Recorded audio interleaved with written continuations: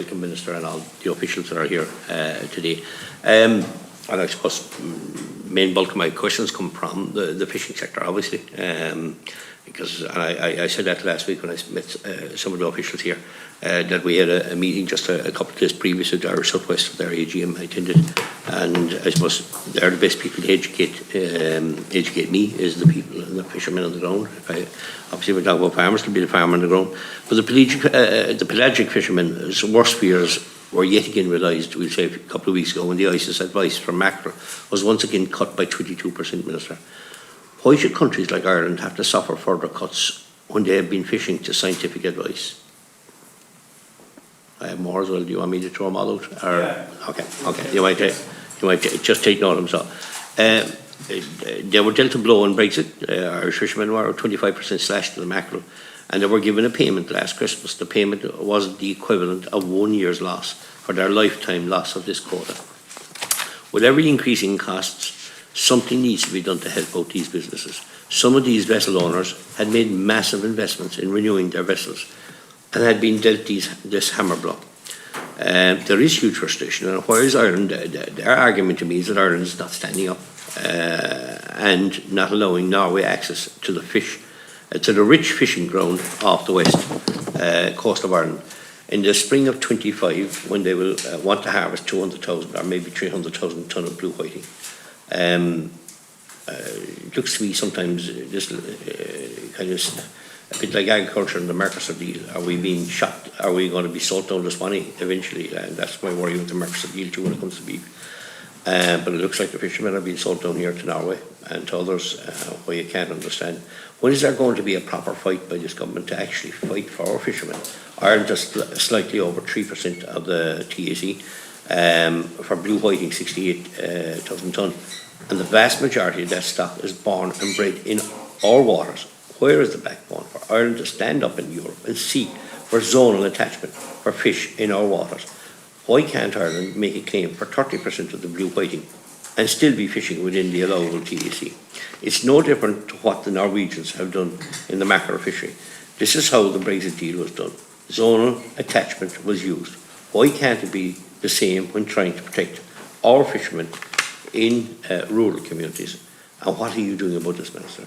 Are you as Minister and our government just going to sit back and allow this reckless overfishing by Norway, the Faroes and Iceland? Why is the EU not putting sanctions in place to stop this? And are you, Minister, going to help out these fishermen with an aid package? That's the ask. Not the ask from Michael Collins, but it's the ask from the fishermen out there.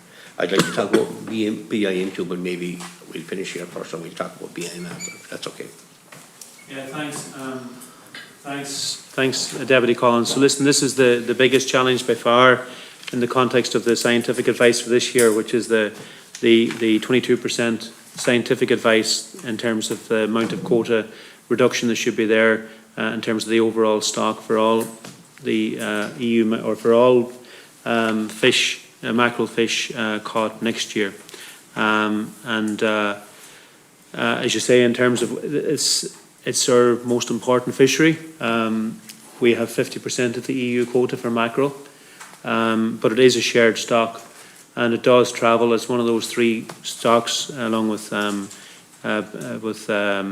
horse mackerel and blue whiting, that travel between waters. And mackerel in particular, I think, spawn off the southwest coast of Ireland. They then, over the course of the year, make their way up to the north of Norway, and then they make their way back down then to the south coast of Ireland. So they're in different countries' waters at different times over the course of the year. So therefore, in order for them to be fished sustainably at maximum sustainable yield, and the maximum sustainable yield basically is the scientific threshold for how much you can catch from any one fish stock in a year, that will ensure that the fish stock stays healthy and that doesn't undermine its breeding and it being replaced and staying strong into the future. And that's what this ICES, or the International Council for the Exploration of the Seas, the advice they've given for every stock is what that level should be for next year, and that's based on the current numbers, their assessment of the current numbers of the stock. What we've seen in relation to mackerel over the last number of years is absolutely unacceptable fishing and exploitation of the mackerel stock by Norway, Faroe Islands and by Iceland. And they have been setting their own tax, their own catches, which is higher than what the track record and advised maximum sustainable yield should be. And what we're now seeing in relation to the ICE's advice is a reduction in that stock, advised reduction for next year, which is the inevitable consequences of fishing it unsustainably. This is something I've raised repeatedly at EU level. It is something I will be taking a very strong line on again at this December Fisheries Council, and insisting that we do have to fully, at EU level, ensure that in terms of our political engagements with Norway and other coastal states, emphasise and double down on the unacceptable behaviour that this is, and also look as well at EU level as to how we ensure that there are consequences whereby there is irresponsible fishing of and tax setting of the mackerel quota, and in particular that that we seek to have penalties in place for countries that are not fishing it appropriately. This 22% reduction in the scientific advice this year comes in the back, of course, of Brexit, where mackerel was the stock that was most impacted, with a 26% reduction in our mackerel as a result of Brexit.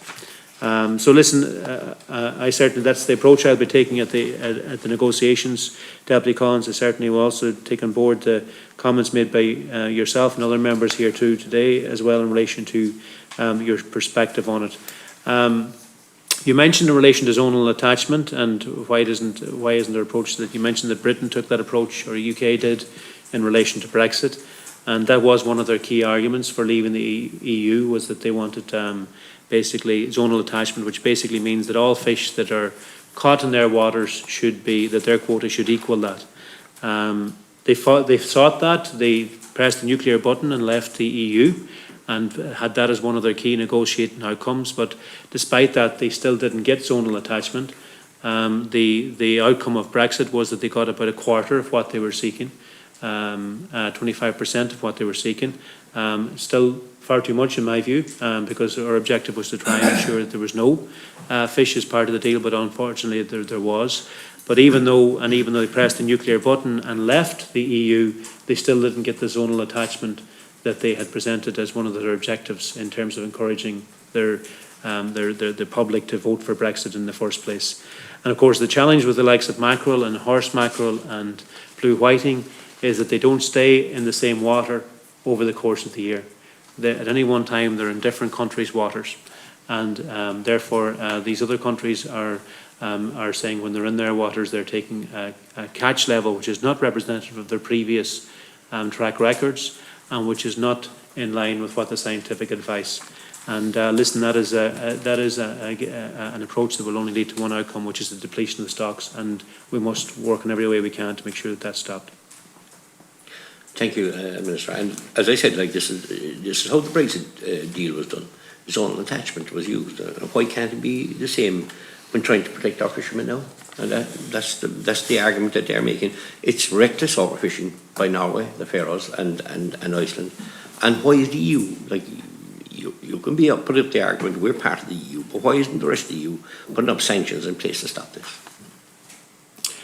And listen, that's something that I will be taking to the EU Council table again, Deputy Collins, in relation to the fact that at overall level in the EU, there must be repercussions where there's an irresponsible approach being taken to fisheries, including access to the single market as well, in terms of putting that consideration on the table too. If Irish fishermen don't come out good out of this, it'll lead to absolute disaster. And it is a disaster at this present time, Minister, as well. You know, we have many debate on it. Just as I have PIM here, Chair, and I mentioned this last week, and there's loads of other issues, and you have to come back to me on it, accept that. But there is great frustration that there's a lack of communication. Apparently there was a great communication link between BIM and the local fishermen, and especially a lot of the vessel owners are in limbo land with the new grant aid package. And before, you know, apparently they're very happy with the grant aid when they get it, but they don't know if they're going to get it. They're doing up their vessels, costing a lot of money. Could be talking about 50, 60, 80,000 here. And I think the grant is about 50%, I think, is that what they're told? But then, and while they get an acknowledgement letter initially, they're not sure whether they're going to get the money or not. And before they had communication with someone that could clarify all that, that's gone. And there's great frustration with the fishermen there. Like, as I said, they're not complaining about the amount of grant aid. They're quite happy with that, but the lack of communication, not queuing, it's the same as anybody else. Do you invest on doing up your vessel, or can you invest? Are you going to get the grant or not? And they would really appreciate a bit of open dialogue. As I said, it was there apparently before. It's not there as it used to be. So I appreciate maybe are fishermen going to get that grant, or what is the story?